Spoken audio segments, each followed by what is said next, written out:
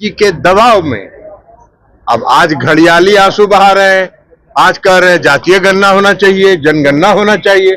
और जब हम लोगों ने करा लिया तो आज तक कभी राहुल गांधी जी ने बिहार में, जब हम लोग एनडीए में नहीं थे तब की बात हम बता रहे हैं, जब हम लोग एनडीए में नहीं थे कभी राहुल गांधी जी ने बिहार में जो जातीय गणना हुई उसका कभी उन्होंने प्रशंसा किया? नहीं किया। गांधी जी को जातीय गणना पर, जनगणना पर बहुत चिंता हो रही है। और बिहार में माननीय मुख्यमंत्री नीतीश कुमार जब जातीय गणना कराया और उस समय हम लोग INDIA में थे, 2 बैठक हुई मुंबई में, बेंगलुरु में। हम लोगों ने लगातार कहा कि इस पर जातीय जनगणना पर प्रस्ताव पारित करिए। उन्होंने नहीं किया, रिजेक्ट कर दिया इसको। सुश्री ममता बनर्जी के दबाव में अब आज घड़ियाली आंसू बहा रहे हैं। आज कह रहे हैं जातीय गणना होना चाहिए, जनगणना होना चाहिए।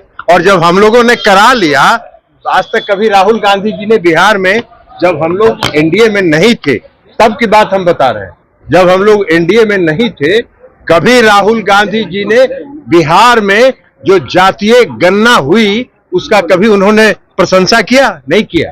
तो ये घड़ियाली आंसू वो बहाते हैं, वो जनता को भ्रमित करने के लिए एक स्लोगन देते हैं। ये उनका काम है, वो करते रहे, इसलिए वो कोई आधार नहीं है उनकी बात का। ये बहुत ही अच्छा है और राज्य सरकारों को भी चाहिए कि 18%, 18.5% पर वो भी आए। कई राज्यों ने, जो केंद्र की सरकार ने 10% से 14% किया, उसको भी नहीं बढ़ाया।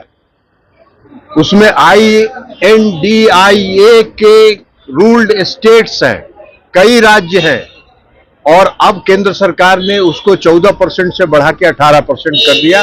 इसलिए INDIA और राहुल गांधी को चाहिए कि उनकी पार्टी का जो राज्यों में सरकार है उनको वो कहे कि केंद्र के इस मॉडल को अपने अपने राज्यों में भी लागू करें।